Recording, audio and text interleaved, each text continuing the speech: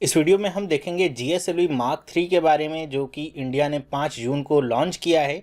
क्या है GSLV mark 3, क्या इसकी खासियत है, क्यों ये इतना ज़्यादा चर्चा में बना हुआ है, सिर्फ अपने ही देश में नहीं बल्कि विदेशों में भी।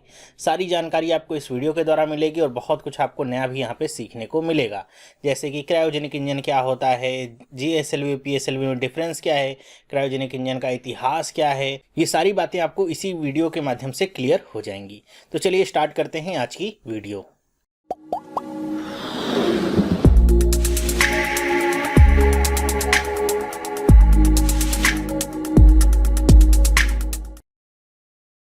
हेलो, मेरा नाम है चंद्रहास। स्टडी स्मार्ट में आपका स्वागत है।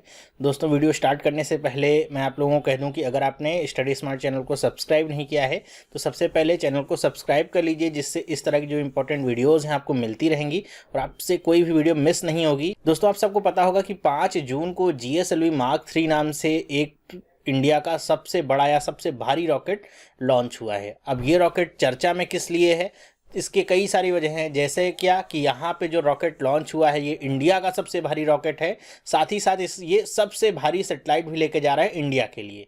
तो यहाँ पे क्या खासियत है इस रॉकेट की, ये सारी चीज़ें हम डिस्कस करते हैं। तो सबसे पहले हम देखते हैं कि रॉकेट लॉन्च कब हुआ।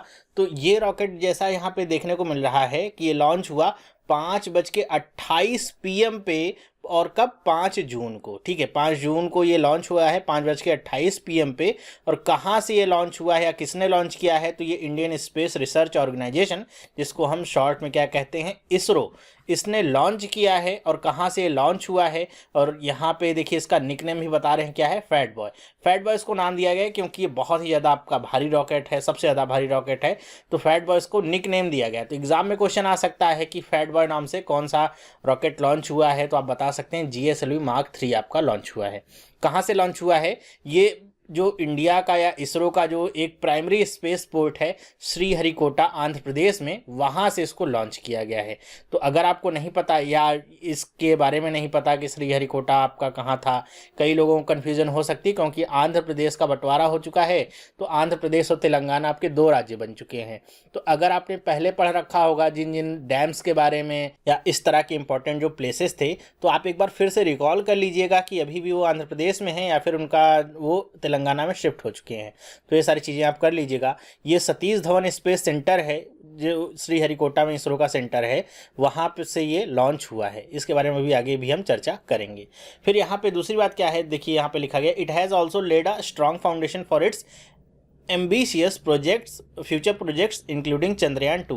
मतलब ये जो आपका सक्सेसफुली लॉन्च हुआ है फैट बॉय या GSLV मार्क 3, तो इसकी वजह से हमारे जो फ्यूचर के बहुत ही ज़्यादा एम्बिशियस प्रोजेक्ट हैं, जैसे चंद्रयान 2 के बारे में बहुत सारी चर्चाएं की जा रही हैं। चंद्रयान 2 भारत करेगा, उसमें हो सकता है मैन मिशन भी हो। मैन मिशन का मतलब क्या है कि वहाँ पे चंद्रमा पे हम लोग अपना कोई साइंटिस्ट उतारने की कोशिश करेंगे, जैसा कि हम विदेशों के स्पेस एजेंसीज के बारे में देखते हैं कि वो लोग जाते हैं, चंद्रमा वगैरह पे गए हुए हैं बहुत सारे देशों के। तो हम भी अपनी तरफ से कोशिश करेंगे और बहुत ही ज़्यादा भारत के लिए गौरव का विषय होगा अगर ये सफल होता है तो इसकी सफलता के लिए ज़रूरी था, ये जो अभी मिशन हमारा फैट बॉय अभी लॉन्च हुआ है, इसकी सफलता ज़रूरी थी, क्योंकि यहाँ पे अभी तक हमने इतना भारी सेटेलाइट अभी तक लॉन्च नहीं किया था। और ये जो क्रायोजेनिक इंजन हमने इस्तेमाल में लिया है, इससे इसकी क्षमता का भी पता चल गया है।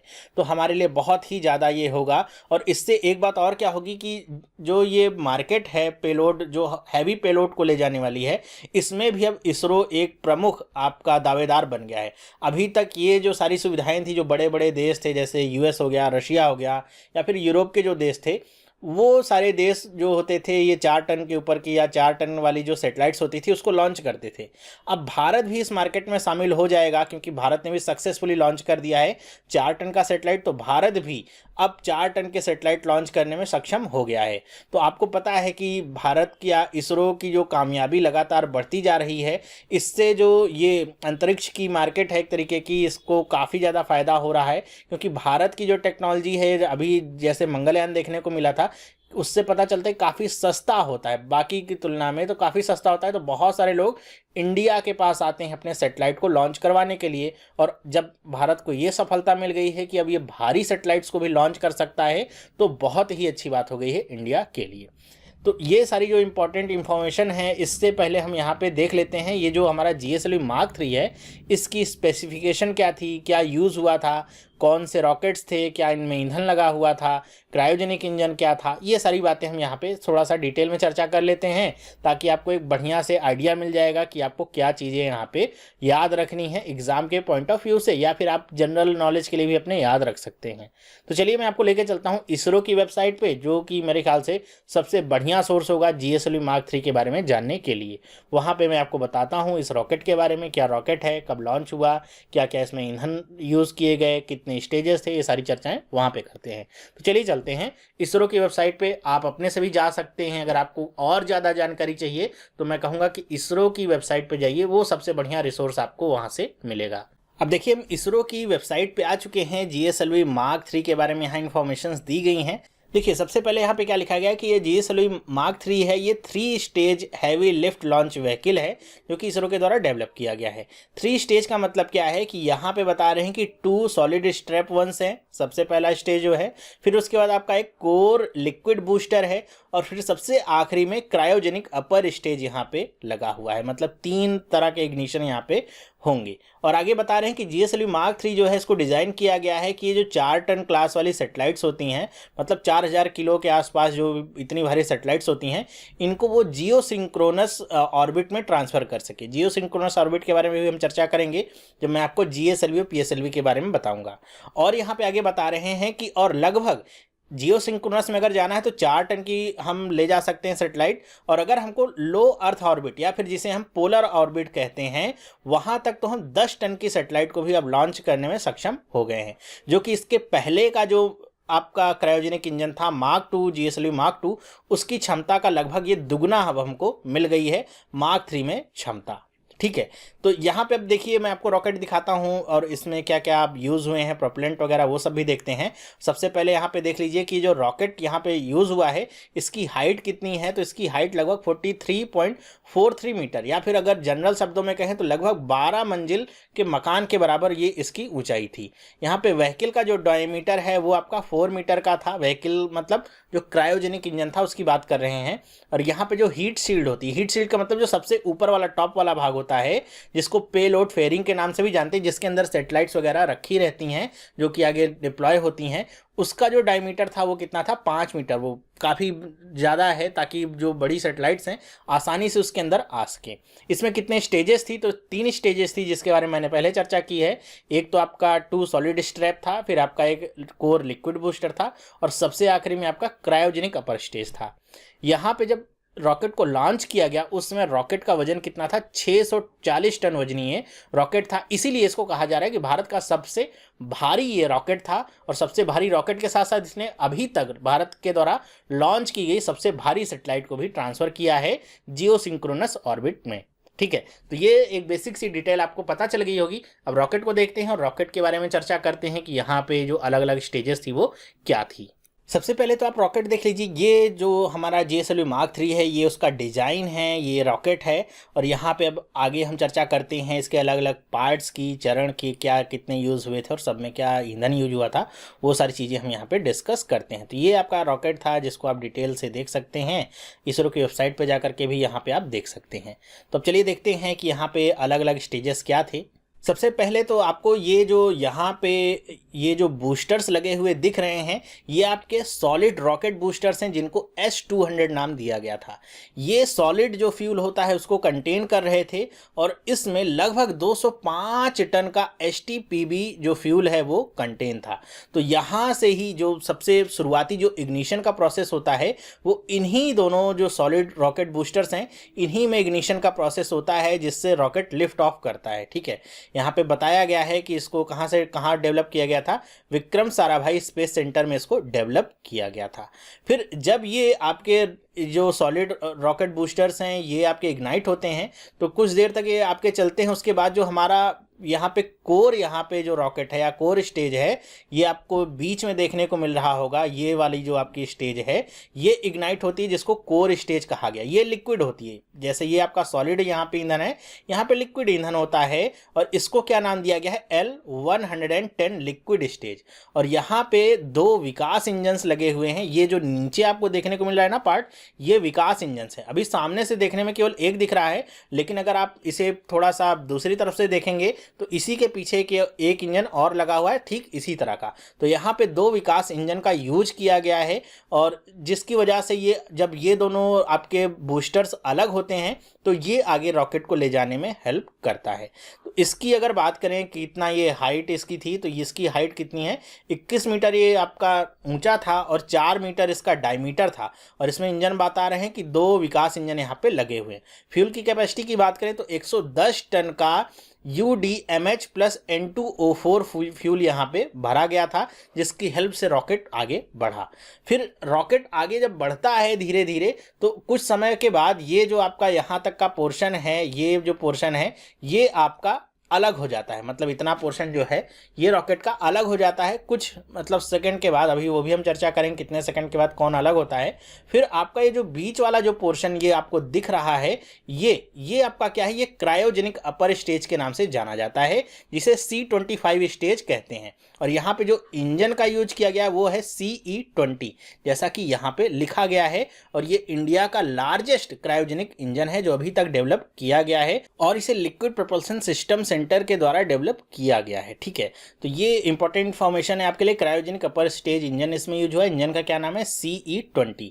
तो इतनी बात आपको समझ में आ गई होगी। अब आगे अगर हम बात करें कि पेलोड कितना ले जाने में सक्षम है, कितने पेलोड को ले जा सकता है, तो यहाँ पे देखिए जो पेलोड है ये आपका लगभग 4000 किलोग्राम का है, जिसको 4 टन कहा जा रहा है शॉर्ट में।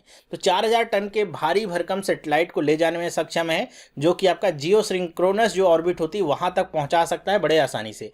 और अगर हम बात करें LEO की, मतलब जो लो अर्थ ऑर्बिट है या फिर जिसे पोलर ऑर्बिट कहा जाता है, ये यहाँ पे लिखा हुआ है कि ये 8000 किलोग्राम तक के भार को ले जा सकता है। अभी ऊपर हमने पढ़ा था 10 टन तक के वजन को भी ले जा सकता है, तो ये एक आपका वेरिएशन हो सकता है। तो यहाँ पे जो पोलर ऑर्बिट होती है इसकी बता रहे हैं कि अर्थ से दूरी कितनी होती है, 600 किलोमीटर लगभग इसको कहा जाता है। जो पोलर ऑर्बिट होती है 600 से 900 किलोमीटर के बीच ये वेरी करता है। ठीक है, पोलर ऑर्बिट। यहाँ पे अलग अलग देशों के अपने अलग अलग जो भी सैटेलाइट्स होते हैं वो धरती के इधर उधर घूमते रहते हैं। और ये जो आपका पेलोड है ये इसी के अंदर आपका रखा रहता है, यहाँ पे आपका पेलोड रखा रहता है। जब आपका ये इंजन स्टार्ट होता है लिक्विड वाला, उसके कुछ समय के बाद ये आपका हीट शील्ड या जिसको नाम दिया जाता है ये आपका हट जाता है, पेलोड आपका रहता है। और क्रायोजेनिक इंजन सबसे आखिरी स्टेज जो होता है ये इसको डिप्लॉय करता है जियो सिंक्रोनस ऑर्बिट में। तो अभी तक हमने बहुत सारी चीज़ें पढ़ी, जैसे जियो सिंक्रोनस ऑर्बिट और ये पोलर ऑर्बिट, ये सारी चीज़ें है क्या। और ये जो अलग अलग नाम हम पढ़ रहे हैं जैसे GSLV और एक अभी क्या पढ़ा जैसे PSLV, ये क्या है, दोनों में डिफरेंस क्या है। चलिए ये दोनों देख लेते हैं, डिफरेंस इनका क्या है और क्यों इनको ऐसा नाम दिया गया, ताकि आपका कॉन्सेप्ट क्लियर हो जाएगा और आपको बहुत अच्छे से समझ में आ जाएगा। तो यहाँ पे आपको सामने चित्र दिख रहा है, मान लीजिए धरती है, तो यहाँ पे आपको एक जियो स्टेशनरी ऑर्बिट दिख रही है। ये जो ऑर्बिट है जो इस तरीके से घूम रही है ये क्या है, जियो स्टेशनरी ऑर्बिट है। इसका मतलब क्या हुआ, जियो स्टेशनरी ऑर्बिट का मतलब क्या हुआ कि अगर इस ऑर्बिट में आप कुछ भी प्लेस करते हैं तो ये धरती के साथ साथ चक्कर लगाएगी। मतलब कि अगर धरती अपनी धुरी पे है, ये देखिए धरती की ये धुरी है, ये यहाँ पे घूमती है, तो एक चक्कर कितने देर में पूरा करती है, 24 घंटे में। तो यहाँ पर इस ऑर्बिट में जो भी आप वस्तु रखेंगे, जो भी सैटेलाइट रखेंगे, वो भी अपना एक चक्कर 24 घंटे में पूरा करेगा। मतलब क्या है कि यहाँ पे जो भी सैटेलाइट आती है वो एक जगह पे फिक्स हो जाती है, इसीलिए इसको क्या कहा जाता है, जियो स्टेशनरी सैटेलाइट। जियो का मतलब क्या, धरती, स्टेशनरी का मतलब स्थिर। मतलब जो जियो स्टेशनरी सैटेलाइट्स होती हैं वो एक ही स्थान पे फोकस करने के लिए, एक ही देश पे फोकस करने के लिए बनी होती हैं। अगर ये सैटेलाइट है तो ये अगर भारत को पॉइंट कर रही है तो केवल इसी को पॉइंट करेगी, और जैसे जैसे ये धरती घूमेगी वैसे वैसे ये सैटेलाइट भी आपकी घूमती रहेगी। हालांकि यहाँ पे चित्र में आपको देखने पे तो ये आपको सर्कुलर लग रहा है ना, कि ये आपकी जो ऑर्बिट है सर्कुलर है, गोला है, जबकि ये सर्कुलर नहीं होती है बल्कि इलिप्टिकल होती है। इलिप्टिकल का मतलब कुछ इस शेप में ये होती है। मान लीजिए आपकी धरती है यहाँ पे, तो कुछ इस शेप की ये आपकी ऑर्बिट होती है। मतलब कहीं पे ये धरती से इसकी दूरी पास होती है और कहीं पे धरती से इसकी दूरी दूर होती है। तो यहाँ पे जो हमने लॉन्च किया है फैट बॉय या फिर GSLV Mark 3, इसकी बात करें तो इसकी न्यूनतम दूरी 170 किलोमीटर का है और जो अधिकतम दूरी है वो तो 36,000 किलोमीटर तक होती है। हालांकि ये भी 35,700 समथिंग किलोमीटर होता है, लेकिन इसे 36,000 किलोमीटर कहा जाता है। तो ये होती है जियो स्टेशनरी सेटेलाइट। ये मतलब यहाँ पे आप कुछ भी रखेंगे तो एक जगह फिक्स होती है। इसीलिए यहाँ पे जियो स्टेशनरी सेटेलाइट में किस तरह की सेटेलाइट कम्युनिकेशन वाली कोई भी सेटेलाइट आपकी हो गई, वो आपकी जियो स्टेशनरी सेटेलाइट या जियो स्टेशनरी ऑर्बिट में ही लॉन्च होती हैं, जिससे वो एक देश के ऊपर ही फोकस बना करके रखे और वहीं पे आपका जो भी बैंडविड्थ है वो केवल एक देश तक ही फोकस रहे। ठीक है। दूसरी बात करें अगर हम पोलर ऑर्बिट की बात करें या फिर जिसे LEO कहते हैं, लो अर्थ ऑर्बिट। लो अर्थ ऑर्बिट से आपको समझ में आ गया होगा कि इसकी ऑर्बिट काफ़ी कम होती है और जैसा मैंने पहले बताया 600 से लेकर के 900 के बीच में किलोमीटर के बीच में ये वेरी करता है। ओके, तो यहाँ पे जो पोलर ऑर्बिट होता है ये कुछ इस तरीके से चक्कर लगाता है धरती के पोल्स के अराउंड। ठीक है, जैसे धरती के पोल्स हैं ना, आपका नॉर्थ पोल हो गया, साउथ पोल हो गया, तो ये आपका एकदम 90 डिग्री धरती के समझ लीजिए ऐसे चक्कर लगाता है। और इसका जो चक्कर होता है ये ऐसा नहीं कि 24 घंटे में लगाता है, इसका चक्कर काफ़ी तेज होता है।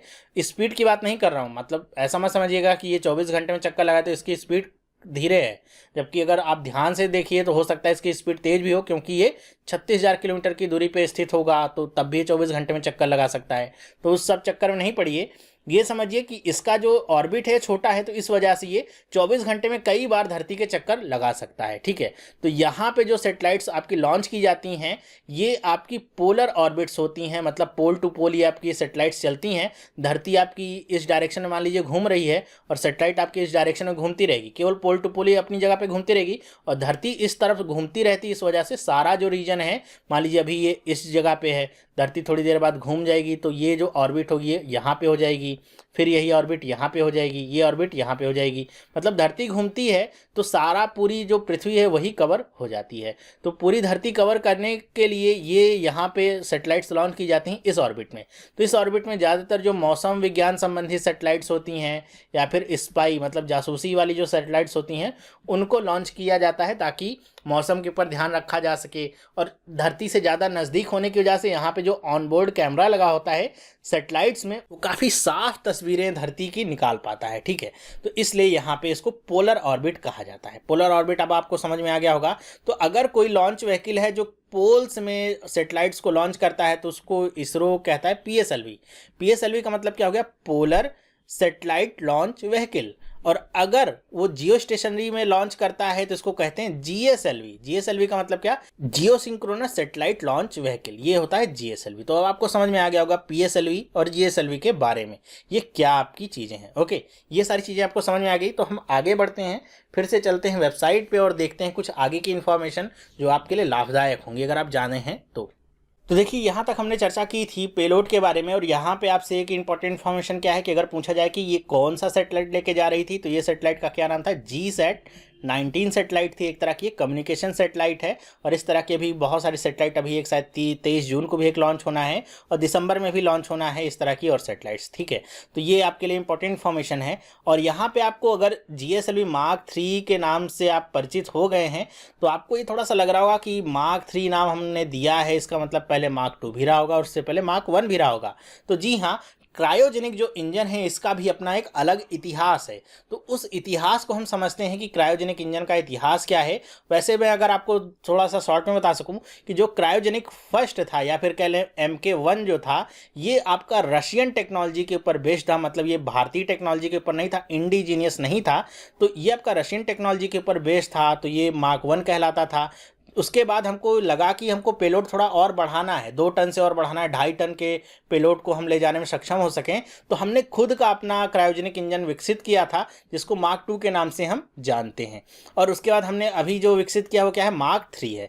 तो Mark 2 और Mark 3 टोटली इंडिजीनियस हैं, मतलब भारत की टेक्नोलॉजी और भारत के ही बने हुए हैं। ना तो इसमें किसी और देश का सहयोग है, ना तो और किसी देश की टेक्नोलॉजी का यूज़ किया गया है, केवल भारतीय है। Mark 1 आपका रशियन टेक्नोलॉजी क्रायोजेनिक इंजन के ऊपर आधारित था। ठीक है, तो क्रायोजेनिक इंजन बहुत बार बार मैं यूज़ कर रहा हूँ टर्म, तो क्रायोजेनिक इंजन के बारे में भी आप जानते रहिए कि क्या है ये क्रायोजेनिक इंजन, इसका अस्तित्व कहाँ से आया, भारत को इसको क्यों ज़रूरत पड़ी लेने की, तो ये भी हम समझ लेते हैं। तो क्रायोजेनिक जो इंजन है इसकी शुरुआत कहाँ से होती है? सन 1987 से होती है, जब भारत सरकार ने इसरो को 2 टन या 2 टन से भारी जो जियो सिंक्रोनस सैटेलाइट्स हैं उनकी अनुमति प्रदान की।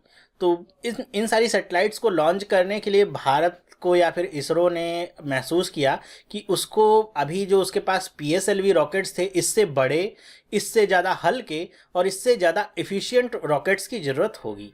तो इसका एक सोल्यूशन क्या निकला कि भारत को क्रायोजेनिक इंजन की नीड होगी। क्यों? क्योंकि जो क्रायोजेनिक इंजन होता है इसमें जो फ्यूल यूज होता है वो क्या होता है? लिक्विड हाइड्रोजन और लिक्विड ऑक्सीजन, ये 2 फ्यूल यूज होते हैं, जिसको शॉर्ट में LOX मतलब लिक्विड ऑक्सीजन और LH2 का नाम दिया जाता है लिक्विड हाइड्रोजन। यहाँ पे जो लिक्विड हाइड्रोजन होता है ये लगभग -253 डिग्री सेंटीग्रेड पे, और जो लिक्विड ऑक्सीजन होता है वो -186 डिग्री सेंटीग्रेड पे रहता है। और इसका यूज क्यों करते हैं? क्योंकि ये जो आपका फ्यूल होता है इससे कम मात्रा में फ्यूल जलाने पर भी आपको ज़्यादा थ्रस्ट मिलता है और किसी फ्यूल के मुकाबले। तो इसलिए ज़्यादा थ्रस्ट मिले और कम मात्रा में फ्यूल का इस्तेमाल हो तो आपको क्रायोजेनिक इंजन का इस्तेमाल करना होगा, और ये दोनों फ्यूल आपके यूज़ होंगे। तो इससे क्या होगा कि हमारा जो रॉकेट का भार है वो कम हो जाएगा, रॉकेट लाइटर होगा, साथ ही साथ जो थ्रस्ट है वो ज़्यादा मिलेगा, मतलब हमारा पैसा और कम लगेगा। तो ये नीड थी हमारी क्रायोजेनिक इंजन की। तो इसके बारे में जो चर्चाएँ थी ये आपकी तेज हुई, और 1986 में 12 करोड़ के लगभग एक प्रोजेक्ट कॉस्ट पे साइंटिस्टों ने क्रायोजेनिक इंजन को बनाना शुरू किया, या फिर उसके ऊपर एक डेवलपमेंट का काम स्टार्ट हुआ। तो इसमें काफ़ी टाइम लग रहा था भारत को, क्योंकि भारत के लिए एक नई टेक्नोलॉजी था जिसको विकसित करना था। तो इसरो ने सोचा कि क्यों ना हम किसी और देश के साथ कुछ समझौता वगैरह करके क्रायोजेनिक इंजन खरीद लें या फिर टेक्नोलॉजी ट्रांसफ़र का काम करते हैं। तो इसलिए भारत ने अपनी इस नीड के लिए बहुत सारे देशों के साथ, जैसे कि आपका US हो गया और फ्रांस हो गया, इनके साथ डील करने की कोशिश की और प्रोक्योरमेंट की कोशिश की, लेकिन US और फ्रांस दोनों ने ही भारत को मना कर दिया। ना तो वो क्रायोजेनिक इंजन देने के लिए तैयार थे, ना तो वो टेक्नोलॉजी ट्रांसफ़र के लिए तैयार थे, दोनों ही चीज़ों के लिए मना कर दिया। तो काफ़ी से उदासी का माहौल हुआ। लेकिन 1990 के दौरान सोवियत यूनियन, जिसको सोवियत संघ कहा जा रहा था, जो कि आपको पता होगा कि 1991 में या 90-91 में टूट गया, तो वहाँ पे जो सोवियत यूनियन था उसने भारत की मदद की, और वहाँ की जो स्पेस एजेंसी थी जिसका नाम क्या था, ग्लावकोस्मोस, उस स्पेस एजेंसी ने भारत के साथ समझौता किया कि वो क्रायोजेनिक इंजन देंगे, और इस टेक्नोलॉजी ट्रांसफ़र की भी बात हुई वहाँ पे। तो ये भारत के लिए काफ़ी अच्छी बात थी। तो भारत ने क्या किया कि वहाँ पे अपने 15 महीनों के लिए कुछ 8 साइंटिस्टों को भेजा। तो वो जो 8 साइंटिस्ट गए थे वो किस लिए गए थे कि वहाँ पे जो क्रायोजेनिक इंजन्स पे काम होता है, रशियन साइंटिस्ट के साथ मिल करके वो भी देखेंगे कि कैसा वहाँ पे काम हो रहा है, क्या डिज़ाइन है उनका, क्या यूज़ किया जाता है, क्या वहाँ पे फैब्रिकेशन का काम है वो कैसे होता है, ये सारी चीज़ें वहाँ पे समझने का प्रयास करेंगे। लेकिन इसरो के ही साइंटिस्ट या farmer director Vikram Sarabhai space centre के BN सुरेश वो बताते थे कि जब वहाँ पे 8 साइंटिस्ट गए थे तो जो रशियन थे वो बहुत ज़्यादा सिक्रेटिव थे अपने टेक्नोलॉजी या फिर जो भी उनके पास टेक्नोलॉजी थी उनके लिए। हालांकि उन्होंने टेक्नोलॉजी ट्रांसफ़र एग्रीमेंट कर रखा था, फिर भी जो हमारे 8 साइंटिस्ट गए थे रशियन, उनको बहुत ज़्यादा लिमिटेड एक्सेस थी। लिमिटेड एक्सेस का मतलब कि वो हर जगह पर नहीं जा सकते थे, हर चीज़ के बारे में जाँच पड़ताल नहीं कर सकते थे, और हर एक मूवमेंट के लिए उनको पहले क्लियरेंस की ज़रूरत पड़ती थी। तो ये बहुत ही ज़्यादा मुश्किल था, ऐसा नहीं था फ्रीली कहीं भी आ जा सकते हैं, कोई भी जानकारी ले सकते हैं। तो सीखना भारतीय साइंटिस्टों के लिए काफ़ी ज़्यादा मुश्किल था। तो 15 महीनों के बाद जब ये डील साइन हुई तो US ने, यूनाइटेड स्टेट्स ऑफ अमेरिका ने इस पे आपत्ति जताई, जो पहले ही भारत को मना कर चुका था, ना तो वो क्रायोजेनिक इंजन देने को तैयार था, ना तो टेक्नोलॉजी ट्रांसफ़र के लिए तैयार था। तो उसने आपत्ति जताई इस डील पे, और रशिया को या फिर जो सोवियत यूनियन था उसको ये धमकी भरे लहजे में कहा कि आपकी ये जो डील है ये वायलेट करती है international missile technology control regime, जिसको शॉर्ट में MTCR कहा जाता है। ये आपकी जो डील है इससे जो MTCR इसका वायलेशन होता है, और ये जो इंडिया क्रायोजेनिक इंजन चाह रहा है, ये कोई सेटेलाइट वगैरह लॉन्च करने के लिए नहीं चाह रहा है, बल्कि वो इससे क्या बनाएगा, इंटर कॉन्टिनेंटल मिसाइल बनाएगा। मतलब जो एक कॉन्टिनेंट से दूसरे कॉन्टिनेंट तक मार करने में सक्षम होगी, मिसाइल के लिए ये सारी टेक्नोलॉजी चाह रहा है इंडिया। इसको कोई भी सेटेलाइट वगैरह लॉन्च नहीं करनी। तो ये एक तरीके से झूठा एक अफवाह बना करके रशिया को भी अपने दबाव में ले लिया। तो रशिया दबाव में आकर के क्या हुआ कि 1993 में ग्लावकोस्मोस जो कंपनी थी, उसने जो अपना ये जो डील थी उसको कैंसिल कर दिया। तो ये कैंसिल होने के बाद भारत को बहुत ही ज़्यादा उदासी का सामना करना पड़ा कि डील हमारी कैंसिल हो गई। बाद में ये जो डील थी इसको रीनेगोशिएट किया गया और रशिया की जो कंपनी थी उसने कहा कि वो हमको 4 फंक्शनल इंजन देंगे, 2 मॉकअप्स देंगे, $9 मिलियन की कॉस्ट पे। तो उसी समय, उसी 1993 में ही भारतीय साइंटिस्टों ने, या फिर सरकार की बात करूँ, CSIR की बात करूँ, तो उसने एक तरीके का क्या था कि एक प्रोजेक्ट 280 करोड़ का उस समय लॉन्च कर दिया डेवलप करने के लिए इंडियन क्रायोजेनिक इंजन को, जिसका नाम क्या दिया गया था, C12। तो 280 करोड़ का प्रोजेक्ट उस समय अप्रूव किया गया इंडियन गवर्नमेंट के द्वारा, जिससे हम अपना खुद का क्रायोजेनिक इंजन बना सकें, किसी और से मांगने की जरूरत हमको ना पड़े। तो ये क्या था कि यहाँ पे जो हमारे साइंटिस्ट गए थे, 8 साइंटिस्ट डिज़ाइन वगैरह को देखने के लिए, उनको ज़्यादा कुछ वहाँ पे सीखने को नहीं मिला था। कुछ थोड़ी बहुत डिजाइनिंग जो थी उन्होंने ड्रॉ कर रखी थी, थोड़ा बहुत जो जानकारी थी वही उनको हासिल हुई थी, और कुछ भी उनको हासिल नहीं हुआ था। तो उनको वापस बुला लिया गया और ये जो डेवलपमेंट का काम था ये हमने अपने ही स्तर पर स्टार्ट किया। फिर वहीं से जो हमारा एक तरीके का स्वाभिमान था वो जागा और हमने जो क्रायोजेनिक इंजन है उसको बनाना स्टार्ट किया, और धीरे धीरे हमको इसमें सफलताएँ हासिल हुई। और इसके बहुत सारे चरण आए, 2001, 2008, 2009, 2014, उससे पहले 2013, बहुत सारे चरणों में हमने अलग अलग रूप में अलग अलग इंजन्स को टेस्ट किया। पहले मार्क 1 आया जो कि आपका रशियन टेक्नोलॉजी के ऊपर आधारित था, फिर मार्क 2 हम लाए जो कि टोटली इंडियन टेक्नोलॉजी के ऊपर आधारित था। अब हम मार्क 3 लॉन्च कर रहे हैं, ये भी इंडियन टेक्नोलॉजी के ऊपर आधारित है। तो ये जो रॉकेट्स थे इनको लॉन्च किया गया और डेवलप किया गया इंडियन साइंटिस्टों के द्वारा, जो हमारे लिए काफ़ी प्राउड की बात है कि हमने बिना किसी देश की सहायता के ही क्रायोजेनिक इंजन बनाया, वो भी इंडियन टेक्नोलॉजी को यूज़ करते हुए। केवल और किसी देश की इसमें सहायता नहीं ली, अपने ही देश के साइंटिस्टों ने इसको डेवलप किया। तो ये सारी बातें थी जो आपको जाननी चाहिए थी। इसका जो मतलब एक तरीके से इतिहास समझ सकते हैं क्रायोजेनिक इंजन का, और इसकी इंपॉर्टेंस क्या थी ये भी आप समझ गए हैं कि यहाँ पे हमको कम से कम ईंधन खर्च करके ज़्यादा से ज़्यादा थ्रस्ट मिल रहा था, जो किसी और फ्यूल के द्वारा संभव नहीं था। और यहाँ पे क्रायोजेनिक इसको नाम क्यों दिया गया, क्योंकि बहुत कम टेम्परेचर पे जो यहाँ पे ईंधन होता है उसको रखा जाता है। तो धरती पे इस तरीके से नॉर्मल टेम्परेचर पा पाना तो बहुत ही मुश्किल है, -186, -253। तो ये सारी चीज़ें बहुत ही कॉम्प्लिकेटेड थी। तो भारतीय साइंटिस्टों को इन सारी टेक्नोलॉजी के ऊपर बहुत ज़्यादा रिसर्च करनी पड़ी, मेटलर्जी सीखनी पड़ी, बहुत सारी डिजाइनिंग, फैब्रिकेशन, बहुत सारी रिसर्च करनी पड़ी, जिसके बाद ये सक्षम हो पाए हैं हम। तो यहाँ पे जो हम GSLV Mark 3 रॉकेट देख रहे हैं इंजन, इस को लॉन्च करने से पहले लगभग कहा जाता है कि 200 बार इसका टेस्ट किया गया था, तब ये आपका लॉन्च हो, और इसीलिए पहली बार में ही हमको ये सफलता हाथ लगी। हालांकि 2014 में हमने एक क्रू मॉड्यूल यहाँ पे इसके द्वारा लॉन्च किया था, 126 किलोमीटर की ऊंचाई तक जो गया था, जिसके बाद जो क्रू मॉड्यूल था उसको निकाल लिया गया था, काफ़ी सुरक्षित निकाल लिया गया था। तो वहीं से हमको पता चल गया था कि ये जो GSLV हमारा रॉकेट है Mark 3 अब ये तैयार हो गया है आगे की लॉन्च के लिए। इसको इससे लॉन्च करने थे आप शायद मेरे ख्याल से पिछले साल नवंबर में ही कुछ आपके सैटेलाइट लॉन्च करने थे, लेकिन इसके फ्यूल टैंक में क्रैक होने की वजह से इसको अबॉर्ट करना पड़ा था, जो कि अब यहाँ पे लॉन्च हो रहे हैं। और अभी आगे जून में अभी शायद एक और सैटेलाइट लॉन्च होगा, और दिसंबर में भी आपका एक और बड़ा सैटेलाइट लॉन्च होने वाला है। और इसी के साथ जो इसरो है इसका हैक्टिक शेड्यूल चालू हो गया है। इसरो ने अब कोशिश की है, अपना मन बना के रखा है कि वो हर महीने एक Mark 2 सैटेलाइट तो लॉन्च करने ही वाला है। मतलब Mark 2 रॉकेट तो वो भेजेगा ही भेजेगा हर एक महीने। तो अपने आप में ये एक बहुत बड़ी बात है, ठीक है। तो ये आपको समझ में आया। हालांकि ऐसा नहीं था कि भारतीय साइंटिस्टों ने जैसे जैसे प्रयोग किए सारे के सारे एक बार में ही सफल हो गए थे। बहुत ज़्यादा यहाँ पे विफलता हाथ लगी थी, टेस्ट में कई सारे इंजन फेल हुए थे, लेकिन हार नहीं मानी हमने, जिसकी वजह से हमको ये सफलता मिली है।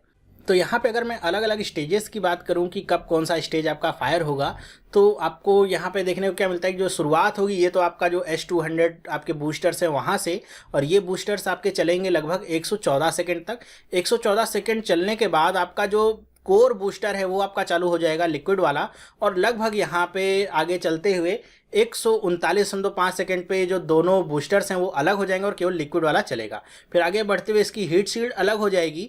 फिर ये आगे जाते हुए लगभग 317 सेकेंड पर लिक्विड जो बूस्टर है ये भी अलग हो जाएगा, और उसके 2 सेकंड के बाद जो क्रायोजेनिक इंजन है ये स्टार्ट होगा 319 सेकंड पे, और ये आगे जाते हुए यही जो क्रायोजेनिक इंजन है जो हमारा पेलोड है, जो सैटेलाइट है, उसको अपनी कक्षा में स्थापित करने में सक्षम हो पाएगा। तो ये है इसका पूरा चरण, कैसे कौन सा स्टेज लॉन्च होगा, कब क्या होगा। और यहाँ पे आपको ये देखने को मिला जो ऑर्बिट के बारे में मैंने चर्चा की कि 170 किलोमीटर की मिनिमम डिस्टेंस है और 36,000 किलोमीटर की मैक्सिमम ये डिस्टेंस है।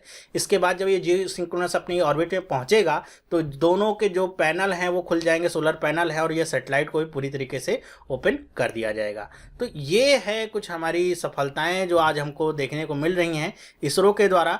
तो ये सारी चीज़ें समझने के बाद अब हम देख लेते हैं इसरो के बारे में। स्पेस रिसर्च ऑर्गेनाइजेशन जिसका फुल फॉर्म है, ये फुल फॉर्म आप याद रखिएगा, इसरो का फुल फॉर्म है। इससे रिलेटेड कुछ इंपॉर्टेंट फैक्ट्स जो आपको पता होने चाहिए, जैसे इसकी ये कब इस्टेब्लिश हुआ, तो इसको फॉर्म किया गया 1969 में। हालांकि इसके पहले Indian national committee for space research नाम से एक संस्था चल रही थी जो कि 1962 में इसको इस्टेब्लिश किया गया था, और इसकी इस्टेब्लिशमेंट में उस समय के प्रधानमंत्री रहे पंडित जवाहरलाल नेहरू और हमारे साइंटिस्ट विक्रम साराभाई, जिनको पिता कहा जाता है भारतीय स्पेस प्रोग्राम का, इन दोनों का बहुत बड़ा हाथ था। बाद में यही जो आपकी Indian national committee for space research है ये इसरो के नाम से 1969 में इसको इस्टेब्लिश किया गया। तो यहाँ पे बात करें कि भारत की जो पहली सैटेलाइट थी वो कौन सी थी, आर्यभट्ट थी, और जिसको लॉन्च कहाँ से किया गया था, सोवियत यूनियन ने इसको लॉन्च किया था 19 अप्रैल 1975 को। ये भारत की पहली सैटेलाइट थी आर्यभट्ट। अगर मैं इसरो के हेडक्वार्टर की बात करूँ कि हेडक्वार्टर कहाँ पे इसरो का, तो वो है बेंगलुरु में। बेंगलुरु कर्नाटका में इसका हेडक्वार्टर है, और प्राइमरी जो स्पेस पोर्ट है इसरो का, जहाँ से ज़्यादातर जो सैटेलाइट आपकी लॉन्च होती हैं, वो क्या है, सतीश धवन स्पेस सेंटर, श्रीहरिकोटा, आंध्र प्रदेश में ये स्थित है। ध्यान रखिएगा, तीनों ही चीज़ें बहुत इंपॉर्टेंट है। नाम, कहाँ पे है और किस राज्य में है, काफ़ी इंपॉर्टेंट है। अगर मैं चेयरमैन की बात करूँ, इस समय चेयरमैन कौन है, इस समय मैं कह रहा हूँ, आप जब ये वीडियो देख रहे हैं उस समय की बात नहीं कर रहा हूँ, जब मैं वीडियो रिकॉर्ड कर रहा हूँ उस समय की बात कर रहा हूँ कि इसके चेयरमैन कौन है, एएस किरण कुमार हैं इसके चेयरमैन।